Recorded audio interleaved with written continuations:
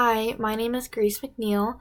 I plan on teaching elementary school, mainly grades 3 to 5, and any of the main subjects like English, math, social studies, science.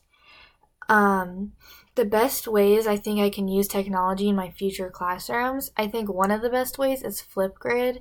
I used Flipgrid when I cadet taught at an elementary school, and the kids loved it. And I think it's really fun, really interactive, a great way to get students out of their comfort zone.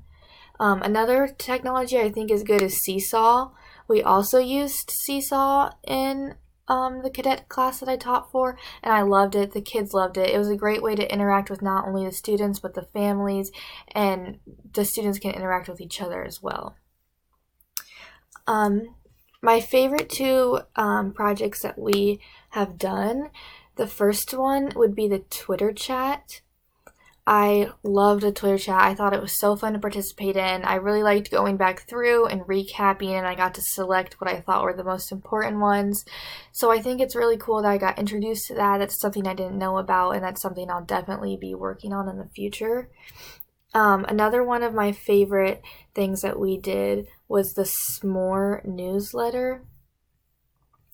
I really liked using this program, and I thought it was really fun to make it. And it was really cool to introduce me, and I got to, make my own open house. It was really fun to think about the future, and I think it's a really great way to communicate and edit, do real-time stuff online.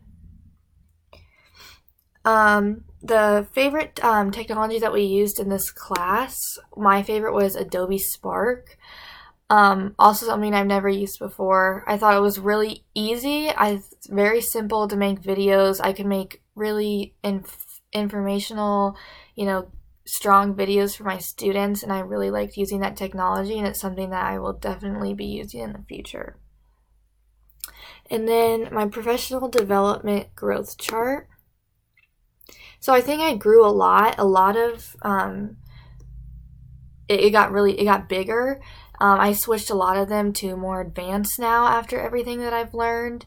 I think what I'm missing out on is mostly some of the software, like blogging and web development. I'm still not very sure how to use those, but I think overall I learned more about how to incorporate into my classroom and how to make it more efficient and more engaging for my students, and what to use when. And I think that's more important. And I think I grew a lot in that overall.